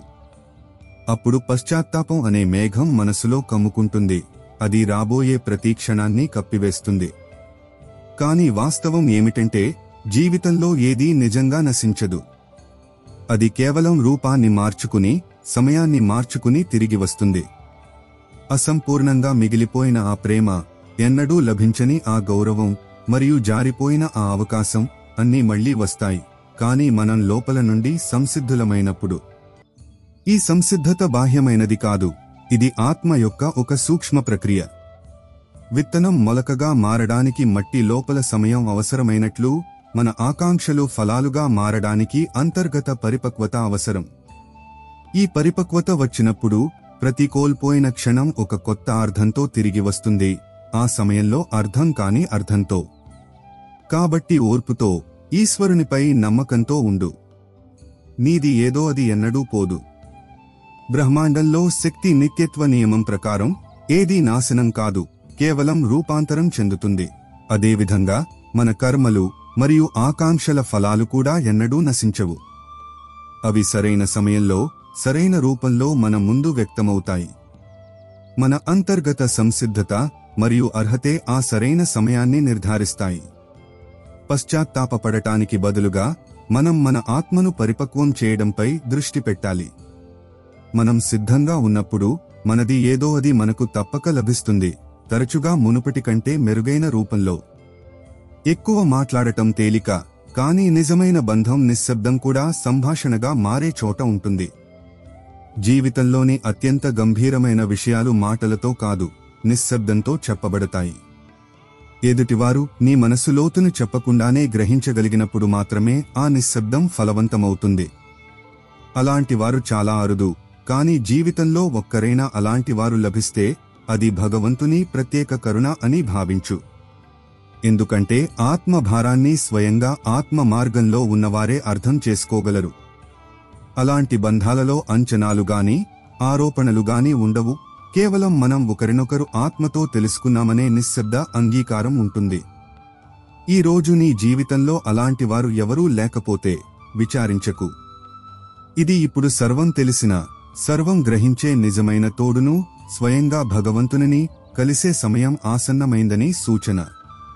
ఆయన నిశ్శబ్దమే అత్యంత గంభీరమైన సంభాషణ. నువ్వు ఆయన్ని అనుభూతి చెందడం ప్రారంభించినప్పుడు జీవితంలోని ప్రతి శూన్యం నిండిపోతుంది. లోతైన బంధాలకు మాటలు అవసరం లేదు. వాటిలో భావాల మార్పిడి మాట్లాడకుండానే జరిగిపోతుంది. ఈ అవగాహన ఆత్మస్థాయిలో ఉంటుంది. అలాంటి తోడు లభించడం అదృష్టం. కాని అలాంటి వారు ఎవరూ లభించకపోతే ఈశ్వరుడు ఎల్లప్పుడూ ఉంటారు. ఆయన మన హృదయంలోని ప్రతి స్పందనను, ప్రతి భావనను అర్థం చేసుకుంటారు. ఆయనతో నిశ్శబ్దంగా కూర్చోవడం, ఆయనతో మన బాధను పంచుకోవడం అత్యంత లోతైన, సంతృప్తికరమైన సంభాషణ. ఆయనే మన ఆత్మకు నిజమైన తోడు. జీవితం చదువు, ఉద్యోగం, కుటుంబం మరియు బంధాలు అనే పరుగుతో ఆరంభమవుతుంది. ప్రతి ఒక్కరూ ఏదో ఒకటి సాధించాలనే తొందరలో ఉంటారు. కానీ వయసు పెరిగే కొద్దీ పరుగు నెమ్మదిస్తుంది. శరీరం అలసిపోతుంది, మనస్సు స్థిమితపడుతుంది, ఆత్మ మేల్కొంటుంది. ఇదే నువ్వు జీవితంలోని బాహ్య అర్థాల నుండి వైదొలగి అంతర్గత యాత్రను ఆరంభించే పవిత్రమైన కాలం. ఈ నెమ్మదైన నడక బలహీనత కాదు, ఇది లోపలికి వెళ్లడానికి చేసే సంసిద్ధత. ఇప్పుడు ప్రపంచాన్ని జయించాల్సిన సమయం కాదు, ఇప్పుడు నిన్ను నువ్వు అర్థం చేసుకోవాల్సిన సమయం. విరిగిపోయిన బంధాలు, అసంపూర్ణంగా మిగిలిన కలలు అవన్నీ ఇప్పుడు కేవలం స్మృతులు. ఇప్పుడు అవసరం భగవంతుని శరణు, వయసు బంధనంగాని శరీర అలసటగాని లేని ప్రదేశం. అక్కడ కేవలం శాంతి, ప్రేమ మరియు అంగీకారం మాత్రమే ఉంటాయి. ఇవన్నీ నిన్ను వదిలి భగవంతునిని పట్టుకున్నప్పుడు లభిస్తాయి. ఇదే నిజమైన జీవితం, ఇదే ఆత్మ యొక్క పరిపూర్ణత. జీవితం యొక్క ఉత్తరార్ధం ఆత్మచింతన మరియు ఆధ్యాత్మికతకు అనువైనది. బాహ్య ప్రపంచ బాధ్యతలు తగ్గినప్పుడు అంతర్గత వైపుకు తిరగడానికి అవకాశం లభిస్తుంది. ఇది జీవిత అనుభవాలపై మననం చేయడానికి, వాటి నుండి నేర్చుకోవడానికి మరియు ఈశ్వరునికి దగ్గర కావడానికి సమయం. శరీరం యొక్క వేగం తగ్గవచ్చు, కానీ ఆత్మ ప్రయాణం ఉన్నతంగా సాగవచ్చు. భగవంతుని శరణంలోనే నిజమైన శాంతి, విశ్రాంతి లభిస్తాయి.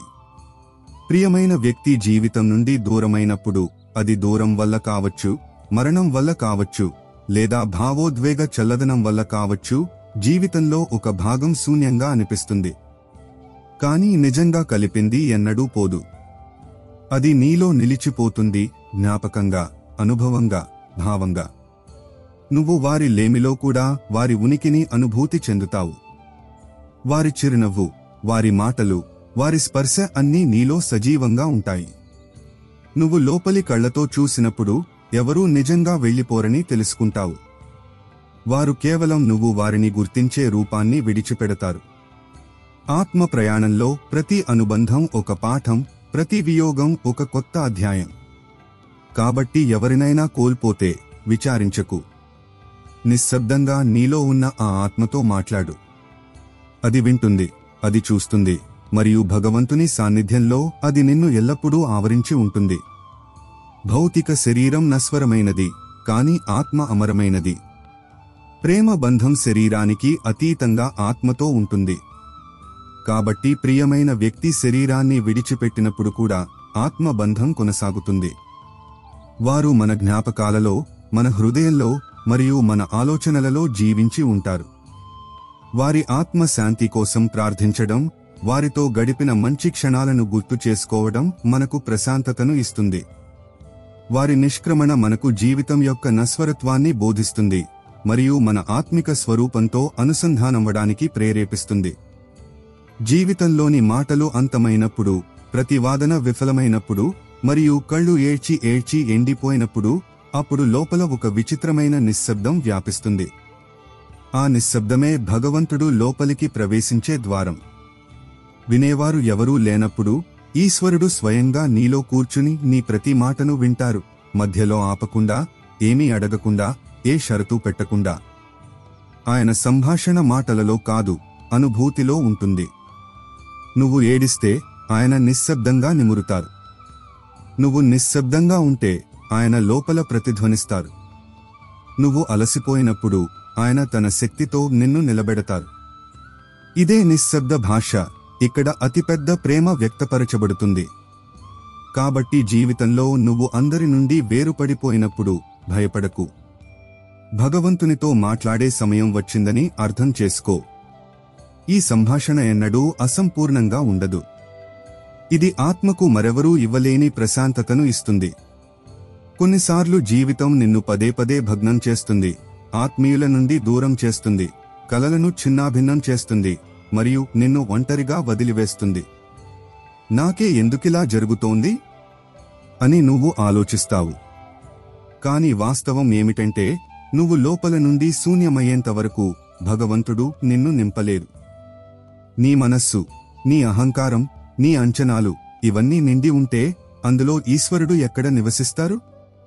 అందుకే ఆయన నిన్ను నెమ్మదిగా ఖాళీ చేస్తారు, నీ బంధాల నుండి, నీ ఆస్తుల నుండి, నీ మోహం నుండి. ఈ ప్రక్రియ బాధాకరంగా ఉంటుంది, కానీ ఇదే ఆత్మ యొక్క శుద్ధీకరణ. నువ్వు పూర్తిగా శూన్యమైనప్పుడు భగవంతుడు స్వయంగా నీలో అవతరిస్తారు, ప్రేమగా, శాంతిగా, దివ్యత్వంగా. అప్పుడు నువ్వు మునుపటిలా ఉండవు. నువ్వు ఎవరికీ అధీనుడవు కావు, ఏ దుఃఖానికి బానిసవు కావు. నువ్వు స్వయంగా ఈశ్వరుని ప్రతినిధిగా మారతావు. కాబట్టి జీవితం నుండి చేజారిపోతున్నది కోల్పోవడం కాదు, అది ఈశ్వరునికి స్థానం కల్పించడం. ఈశ్వరుడు మన హృదయంలో నివసించాలనుకుంటారు, కాని మన హృదయం తరచుగా లౌకిక కోరికలు, అహంకారం మరియు మోహంతో నిండి ఉంటుంది. ఈ అడ్డంకులను తొలగించడానికి ఈశ్వరుడు కొన్నిసార్లు మనల్ని కష్టమైన పరిస్థితుల గుండా నడిపిస్తారు. ఈ శూన్యం అయ్యే ప్రక్రియ బాధాకరంగా ఉండవచ్చు, కానీ ఇది అవసరం. హృదయం శుద్ధంగా, శూన్యంగా ఉన్నప్పుడే దానిలో దివ్య ప్రేమ మరియు శాంతి నివసించగలవు. ఈ విరగడం వాస్తవానికి కలవడానికి చేసే సంసిద్ధత, ఈశ్వరునితో కలవడానికి. తరచుగా మనం మన కన్నీళ్లను ఎవరికీ చూపించలేం. ప్రజలు అర్థం చేసుకోరని, లేదా మనల్ని మనం ఎంతగానో బలంగా ప్రదర్శించుకున్నాం కాబట్టి ఇప్పుడు ఏడవడం బలహీనతగా అనిపిస్తుందని. కానీ వాస్తవం ఏమిటంటే ఆత్మ కొన్నిసార్లు రోదించాలి. ఆ కన్నీళ్లు లోపల పేరుకుపోయిన వేదనలను ప్రవహింపజేయాలి. ఎవరూ చూడనప్పుడు అదే భగవంతుడు అత్యంత సమీపంలో నిలబడి ఉంటారు. ఆయన నీ కన్నీళ్లను తన అరచేతిలో పట్టుకుంటారు, వాటిని వ్యర్థం కానివ్వరు. ప్రతి నిట్టూర్పు, ప్రతి వెక్కిలి మరియు ప్రతి మౌనరోదన భగవంతుని సాన్నిధ్యాన్ని ఆహ్వానిస్తుంది. అప్పుడు ఆయన మాట్లాడకుండానే ఏ మనిషి ఇవ్వలేని ఆధారాన్ని నీకిస్తారు. కాబట్టి మనస్సు కోరినప్పుడు ఏడు, కానీ ఏడుస్తున్నప్పుడు నువ్వు ఒంటరివి కాదని తెలుసుకో. నీ భగవంతుడు నీతో పాటు ఏడుస్తాడు, నీతో పాటు నడుస్తాడు, మరియు చివరకు నీ కన్నీళ్లను అమృతంగా మారుస్తాడు, నీ ఆత్మకు కొత్త శక్తినిచ్చే అమృతంగా. కన్నీళ్లను అణచివేయడం భావోద్వేగ ఆరోగ్యానికి హానికరం. ఏడవడం హృదయ భారాన్ని తేలికపరిచే ఒక సహజ మార్గం. ఈశ్వరుడు మన భావాలను అర్థం చేసుకుంటారు మరియు మన బాధను అనుభవిస్తారు. మనం ఏకాంతంలో ఆయన ముందు ఏడ్చినప్పుడు ఆయన మనకు సాంత్వన ఇస్తారు. ఈ కన్నీళ్లు శుద్ధీకరణ పనిచేస్తాయి, మనసును నిర్మలంగా చేస్తాయి మరియు మనల్ని ఈశ్వరునికి మరింత దగ్గర చేస్తాయి. ఇవి బలహీనతకు కాదు, సున్నితత్వానికి మరియు ఈశ్వరునిపై ఆధారపడటానికి చిహ్నాలు. మనం చిన్నగా ఉన్నప్పుడు ఈశ్వరుని నామాన్ని తరచుగా సంస్కారాల కారణంగా స్మరిస్తాం. కానీ జీవిత సంధ్యలో, శరీరం అలసిపోతున్నప్పుడు మరియు ప్రపంచం నెమ్మదిగా వెనుకబడిపోతున్నప్పుడు అప్పుడు ఈశ్వరుని ఉనికి ఆత్మలో లోతుగా అనుభూతి చెందుతాం. ఇది మనం సత్యాన్ని స్పష్టంగా చూడగలిగే స్థితి, ఎవరు నిజమైనవారు, ఎవరు అసలైనవారు అని. అత్యంత గొప్ప సత్యమేమిటంటే చివరకు కేవలం భగవంతుడే తోడుగా ఉంటారు. ఇదే ధ్యానం సహజంగా, ప్రార్థన లోతుగా మరియు మౌనంలో పరమాత్మ స్వరం వినిపించే సమయం. కాబట్టి వృద్ధాప్యాన్ని భారంగా భావించకు. ఇది జీవితంలో అత్యంత పవిత్రమైన కాలం. ఇప్పుడు నువ్వు ఎవరికీ ఏమీ నిరూపించుకోవాల్సిన అవసరం లేదు, పరుగు పందెంలో పాల్గొనాల్సిన అవసరం లేదు. ఇప్పుడు కేవలం భగవంతుని వైపుకు తిరిగి వెళ్లడమే. ఈ తిరిగి వెళ్లడమే నీకు ఆత్మ పరిపూర్ణతను ఇస్తుంది. శ్వాసలు నెమ్మదిగా నడుస్తున్నప్పుడు ప్రతి శ్వాసలో నామస్మరణ చేయి మరియు భగవంతుడు నీ చేతిని ఎలా పట్టుకుంటారో చూడు. ఇదే భగవంతుని సాన్నిధ్యం. అది జీవితపు చివరి దశలో అత్యంత ఉజ్వలంగా మారుతుంది. జీవితం యొక్క చివరి దశలో బాహ్య ఆకర్షణలు మసకబారినప్పుడు అంతర్గత సత్యం మరింత స్పష్టంగా వ్యక్తమవుతుంది. లౌకిక సంబంధాలు మరియు విజయాల క్షణభంగురత్వం అర్థమవుతుంది మరియు ఈశ్వరునితో శాశ్వత సంబంధం యొక్క ప్రాముఖ్యత పెరుగుతుంది. ఇది ఆత్మచింతన, పశ్చాత్తాపం, క్షమ మరియు ఈశ్వర స్మరణకు అంకితమైన సమయం. భగవంతుని సాన్నిధ్యం ఈ స్థితిలో అత్యధికంగా అనుభూతి చెందుతాం మరియు ఆత్మ శాంతియుతంగా తన పరమ మూలం వైపు తిరిగి వెళ్లడానికి సిద్ధమవుతుంది. మనిషి స్వభావరీత్యా తన విచారాల కథను చెప్పడానికి ఉత్సాహంగా ఉంటాడు. కొన్నిసార్లు ఒక ఆత్మీయుడితో, కొన్నిసార్లు ఒక అపరిచితుడితో. వినే, అర్థం చేసుకునేవారు ఎవరైనా లభిస్తే చాలు. కాని ఒక రోజు వస్తుంది, లోపల ఎంతో ఉన్నా నువ్వు ప్రశాంతంగా ఉంటావు. నీ మనస్సు ఎవరితోనూ ఆరోపించడానికి బదులుగా నిశ్శబ్దాన్ని ఆశ్రయిస్తుంది. అప్పుడు ఆ నిశ్శబ్దం ఈశ్వరునితో లోతైన బంధానికి సంకేతం. ఇప్పుడు జరుగుతున్నది ఆయన ప్రణాళిక అని, అర్థం కానిది సమయం వచ్చినప్పుడు స్పష్టమవుతుందని నీకు విశ్వాసం కలుగుతుంది. ఇప్పుడు నీ మనస్సు ఎవరినీ దోషిగా పరిగణించదు.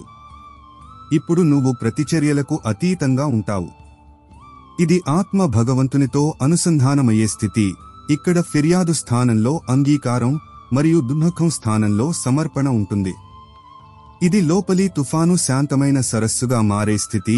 జీవితంలోని ప్రతి అల ఇప్పుడు భగవంతుని పాదాల వద్ద సమర్పించబడుతుంది. ఫిర్యాదు చేయడం మానవ స్వభావం, కానీ ఆధ్యాత్మిక పరిపక్వత మనం ఫిర్యాదు చేయడం మానేసి ప్రతి పరిస్థితిని ఈశ్వరుని సంకల్పంగా భావించి అంగీకరించినప్పుడు వస్తుంది. ఈ నిశ్శబ్దం బాహ్య మౌనం కాదు, అంతర్గత శాంతి మరియు అంగీకారానికి చిహ్నం. ఇది మనం జీవిత సంఘటనలకు ఇతరులను లేదా పరిస్థితులను నిందించడం మానేసి ఈశ్వరుని ప్రణాళికపై పూర్తి విశ్వాసం ఏర్పరచుకున్నామని సూచిస్తుంది. ఈ స్థితిలోనే నిజమైన శాంతి, సంతృప్తి లభిస్తాయి. కొన్ని బంధాలు ఎంత లోతైనవంటే అవి విరిగినప్పుడు కేవలం బయటనే కాదు, లోపల కూడా ఎంతో చిన్నాభిన్నమవుతుంది. ఆత్మ యొక్క పునాదులే కదిలిపోతాయి, వ్యక్తి తనను తాను గుర్తించలేడు. కాని అలాంటి వియోగమే నిన్ను ఈశ్వరుని వైపుకు నడిపిస్తుంది. నిన్ను ఎవరూ రక్షించలేనప్పుడు నువ్వు సంవత్సరాలుగా విస్మరించినవాడు నిన్ను రక్షించడానికి వస్తాడు. ఆయన నీ విరిగిన భాగాలను కలపరు, వాటికి కొత్త రూపాన్ని ఇస్తారు. ఆ రూపంలో ఇప్పుడు ఆయన స్వయంగా నివసించగలరు. ఇప్పుడు ఎవరైనా విడిచిపెట్టిన ఆ ఖాళీ స్థలం భగవంతుని సాన్నిధ్యంతో నిండిపోతుంది. అప్పుడు నీకు తెలుస్తుంది, నిన్ను విరగ్గొట్టిన ఆ బంధం వాస్తవానికి నిన్ను ఈశ్వరునితో కలపడానికి ఒక మాధ్యమంగా మారిందని. కాబట్టి ఆత్మ వరకు గాయపరిచే ఆ వేదనలకు భయపడకు. అవి నిన్ను ఎన్నో జన్మలుగా నువ్వు అన్వేషిస్తున్న ఆయన ఒడిలోకి తీసుకువెళతాయి. లోతైన భావోద్వేగ గాయాలు మనల్ని పూర్తిగా విరగ్గొట్టగలవు, కాని ఈ విరగడమే మనల్ని ఈశ్వరుని పట్ల మరింత బహిరంగంగా, గ్రహణశీలంగా మార్చగలదు. మన మానవ ఆధారాలు మరియు భద్రతా వనరులు నాశనమైనప్పుడే మనం ఈశ్వరుని వైపుకు పూర్తిగా తిరుగుతాం. ఈశ్వరుడు ఆ విరిగిన హృదయాన్ని అంగీకరించి దానిని తన ప్రేమ మరియు కృపతో నింపుతారు.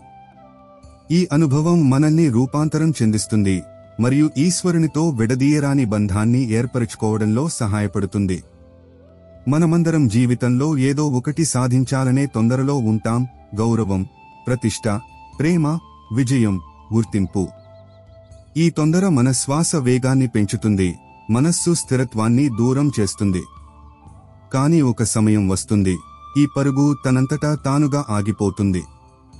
ఇప్పుడు ఏమీ వద్దు, ఏదీ కోల్పోతామనే భయం లేదు. ఇప్పుడు కేవలం ఒక లోతు, ఒక నిశ్శబ్దం ఉంది. ఇక్కడ ప్రతి క్షణం పరిపూర్ణంగా ఉంటుంది. ఇదే ఆత్మ యొక్క గుర్తింపు. ఇప్పుడు నీకు తెలుస్తుంది, నీకోసం ఉన్నది నీ వద్దకు స్వయంగా వస్తుందని, తొందరగా కాదు, ఆలస్యంగా కాదు. ఇప్పుడు నువ్వు భగవంతుడు నిర్దేశించిన సమయంలో జీవించడం ఆరంభిస్తావు. ఇక్కడ ప్రతి క్షణం ప్రణాళికాబద్ధం, ప్రతి అనుభవం ముందుగా నిర్ణయించబడింది. ఇది జీవితంలో అత్యంత ప్రశాంతమైన స్థితి. ఇక్కడ బాహ్య గందరగోళం లోపలి శాంతిని తాకలేదు. ఈ స్థితిలో నువ్వు కేవలం జీవించడమే కాదు, ఆత్మస్థాయిలో జాగృతుడవుతావు. జీవితంలోని పరుగు మరియు ఆకాంక్షలు మనల్ని అశాంతిగా, అసంతృప్తిగా ఉంచుతాయి. కాని ఆధ్యాత్మిక పరిపక్వతతో ఈ పరుగు నెమ్మదిస్తుంది. మనం సంతృప్తి మరియు అంగీకారాన్ని అనుభవించడం ప్రారంభిస్తాం.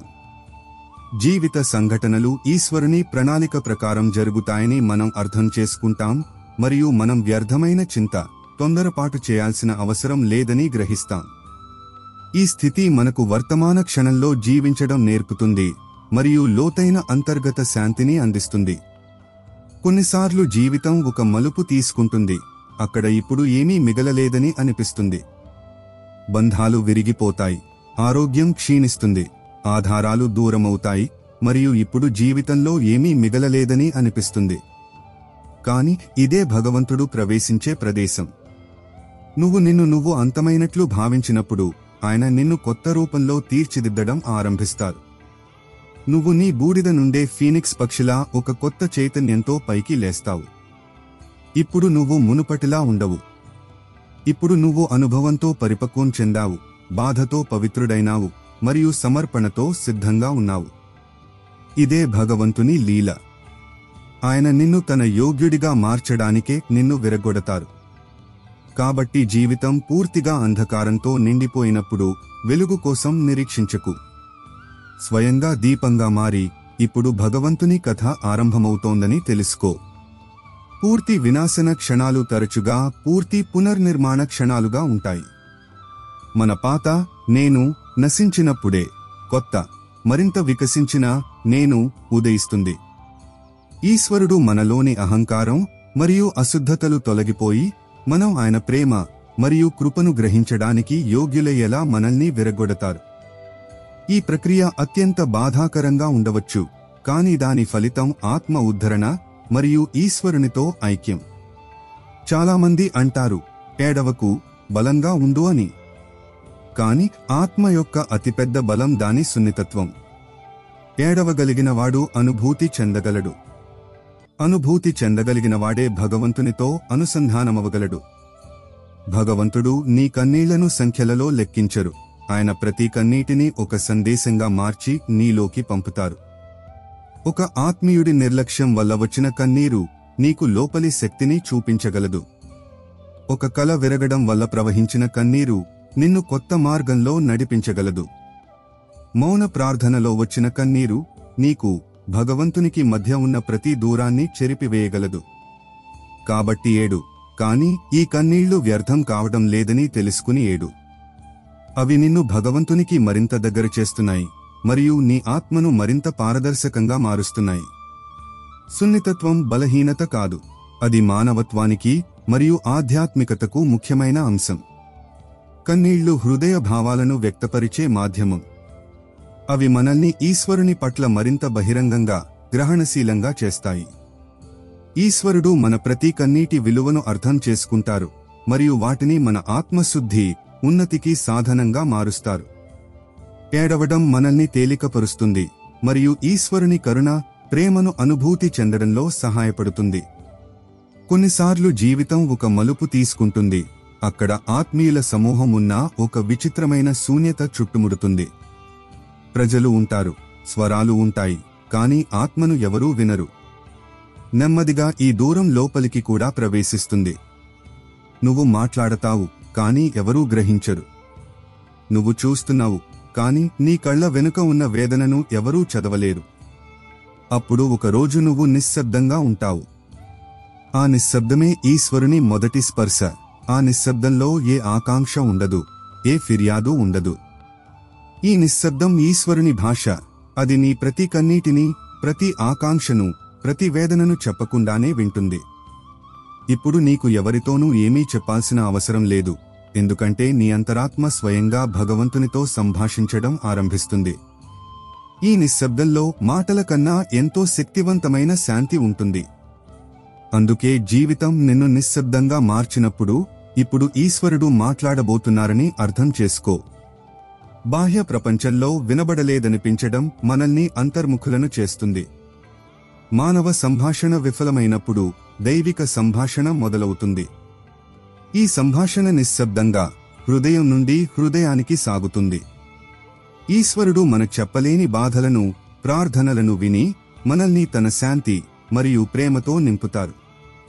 ఈ నిశ్శబ్దం ఒంటరితనానికి కాదు, ఈశ్వరునితో లోతైన అనుబంధానికి ప్రతీక. మనిషి యొక్క అతిపెద్ద బలం అతని ఆశాభావం. కానీ ఇదే ఆశాభావం పదే పదే విరిగినప్పుడు, పదే పదే నలిగిపోయినప్పుడు మనస్సు అలసిపోతుంది. ఒక రోజు వస్తుంది, నీకు ఏ అద్భుతంపై ఆశ ఉండదు, ఏ ఆత్మీయుడు తిరిగి వస్తాడనే ఆశ ఉండదు, మరియు నువ్వు జీవితం కేవలం గడుస్తోంది, జీవించడం లేదని అనుకుంటావు. కాని ఇక్కడే భగవంతుని యొక్క అత్యంత లోతైన కరుణ వ్యక్తమవుతుంది. నీలోని ప్రతి జ్వాల ఆరిపోయినప్పుడు ఈశ్వరుడు స్వయంగా ఒక దీపంగా నీ హృదయంలో వెలుగుతారు. ఏ బాధ, ఏ తిరస్కారం, ఏ అవమానం ఆ దీపాన్ని ఆర్పలేవు. ఆ దీపం నీకు మార్గం చూపడమే కాకుండా నువ్వు ఒంటరిగా లేవని, ఎన్నడూ లేవని మళ్లీ అనుభూతి చెందేలా చేస్తుంది. ఈ దీపమే నువ్వు జీవితాంతం అన్వేషించిన ఆత్మిక అనుభవం. ఇప్పుడు నీ మనస్సు ప్రపంచంతో కాదు, భగవంతునితో అనుసంధానమైంది. ఈ అనుసంధానమే నిన్ను మళ్లీ జీవింపజేస్తుంది. ఆశలు విరగడం హృదయ విదారకంగా ఉండవచ్చు, కాని మానవ ఆశలన్నీ ముగిసినప్పుడే దైవిక ఆశ ఉదయిస్తుంది. మనం పూర్తిగా నిరాశ చెందినప్పుడే ఈశ్వరుడు మనలో వ్యక్తమవుతారు. ఆయన ప్రేమ, ఆయన సాన్నిధ్యమే మనకు మళ్లీ జీవించే శక్తినిచ్చే విరగని ఆశ.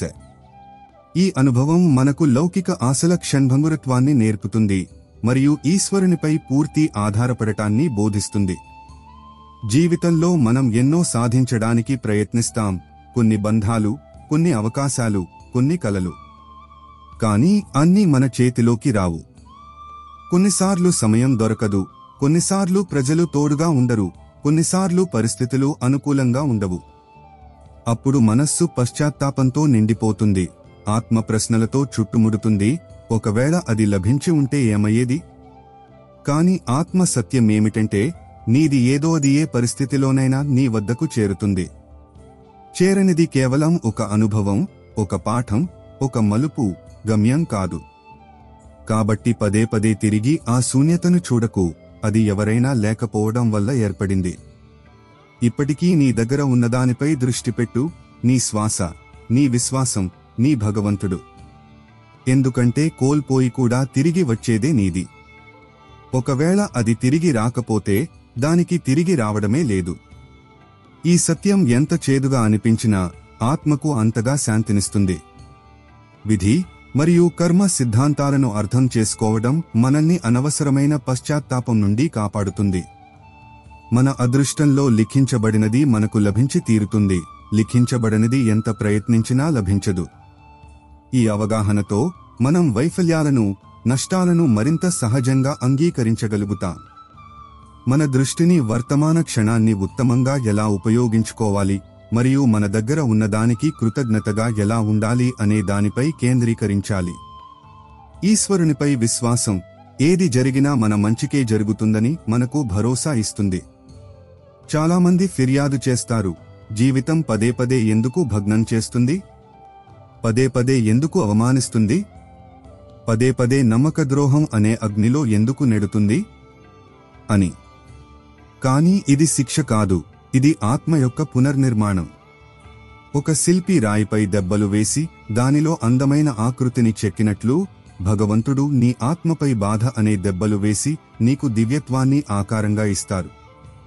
ప్రతి వియోగం, ప్రతి కన్నీరు మరియు ప్రతి ఒంటరితనం, ఇవన్నీ ఆత్మ యొక్క ఉపరితలం నుండి అహంకారాన్ని తొలగించే పనిముట్లు. అంతా విరిగిపోయినప్పుడు కొత్తది ఏర్పడుతుంది, నీ వాస్తవ రూపమైనది. ఇప్పుడు నువ్వు మునుపటిలా ఉండవు. ఇప్పుడు నువ్వు ప్రేమలో లోతుగా, మౌనంలో సమర్థవంతంగా, సహనంలో దివ్యంగా ఉంటావు. కాబట్టి తదుపరిసారి జీవితం దెబ్బ కొట్టినప్పుడు తప్పకుండా ఏడు, కానీ ఈ దెబ్బతో నీకు భగవంతుని చేతుల్లో ఆకారం లభిస్తోందని తెలుసుకో. జీవితంలోని కష్టాలు ఆత్మను పరిష్కరించే ప్రక్రియలో భాగం. బంగారం అగ్నిలో కాలి శుద్ధమైనట్లు ఆత్మ దుఃఖం మరియు బాధ అనే అగ్నిలో కాలి నిర్మలంగా, బలంగా మారుతుంది. ఈ అనుభవాలు మన అహంకారాన్ని కరిగిస్తాయి, మనల్ని వినయవంతులుగా చేస్తాయి మరియు మన సహన శక్తిని పెంచుతాయి. ఈశ్వరుడు మనల్ని విరగ్గొట్టరు, తీర్చిదిద్దుతారు తన దివ్య స్వరూపానికి అనుగుణంగా. ఈ పరీక్షలను శిక్షగా కాకుండా కృపగా భావించాలి. బంధాలలో అతిపెద్ద వేదన ఏమిటంటే మనం వాటి నుండి ప్రేమ, అవగాహన మరియు సమయం వంటివి ఆశిస్తాం. ఈ అంచనాలు నెరవేరనప్పుడు హృదయం భగ్నమవుతుంది, మనస్సు అలసిపోతుంది మరియు ఆత్మ గాయపడుతుంది. కాని ఒక రోజు వస్తుంది, అప్పుడు నువ్వు అంచనాలు లేకుండా బంధాలను చూడగలుగుతావు. అప్పుడు అవే బంధాలు కొత్త రూపంలో నీ జీవితంలో వికసిస్తాయి. ఇప్పుడు నువ్వు ఎవరి నుండి ఏమీ అడగవు, ఇప్పుడు నువ్వు కేవలం ఇవ్వడం మాత్రమే తెలుసుకుంటావు. ఈ ఇవ్వడం లోపల నుండి వస్తుంది, ఎందుకంటే ఇప్పుడు దానిలో ఈశ్వరుడు ప్రవేశించారు. ఇప్పుడు నీ బంధాలు నీవి కావు, భగవంతునివి అవుతాయి. నీ ప్రేమ ఇప్పుడు షరతులపై ఆధారపడదు, అది దివ్యత్వం నుండి ప్రేరణ పొందుతుంది. ఇప్పుడు నిన్ను ఎవరూ భగ్నం చేయలేరు, నిన్ను ఎవరూ మార్చలేరు. ఇప్పుడు నువ్వు ప్రతి బంధంలో ఈశ్వరుని ఉనికిని అనుభూతి చెందడం ఆరంభిస్తావు. అప్పుడు ప్రతి బంధం పూజగా మారుతుంది, ప్రతి నిశ్శబ్దం ప్రార్థనగా మారుతుంది. అంచనాలే దుఃఖాలకు మూల కారణం, ముఖ్యంగా బంధాలలో. మనం ఇతరుల నుండి మన ఆనందం మరియు పరిపూర్ణతను ఆశించినప్పుడు నిరాశ అనివార్యం. కానీ మనం ఎటువంటి షరతులు, అంచనాలు లేకుండా ఇవ్వడం నేర్చుకున్నప్పుడు మనం బంధాలలో స్వేచ్ఛను, ఆనందాన్ని అనుభవిస్తాం. ఈ నిస్వార్థ ప్రేమ ఈశ్వరుని నుండి ప్రేరణ పొందుతుంది. మనం ప్రతి వ్యక్తిలో ఈశ్వరుని అంశాన్ని చూసి ప్రేమ మరియు సేవాభావంతో ప్రవర్తించినప్పుడు మన బంధాలు మధురంగా స్థిరంగా ఉంటాయి. స్నేహితులారా, ఈ వీడియోలో ఇంతే. ఈ వీడియో ద్వారా మీరు ఎంతో నేర్చుకున్నారని నేను ఆశిస్తున్నాను. దయచేసి ఈ వీడియోను లైక్ చేసి పంచుకోండి మరియు వ్యాఖ్యలలో జై శ్రీ రాధే కృష్ణ అని తప్పకుండా రాయండి. ఇలాంటి జ్ఞానాన్ని మరియు స్ఫూర్తినిచ్చే వీడియోల కోసం మా యూట్యూబ్ ఛానల్కు సబ్స్క్రైబ్ చేసుకుని గంట చిహ్నాన్ని నొక్కడం మర్చిపోవద్దు. భగవాన్ శ్రీకృష్ణుడు మిమ్మల్ని ఎల్లప్పుడూ ఆశీర్వదించుగాక. జాగ్రత్తగా ఉండండి. జై శ్రీ రాధే కృష్ణ.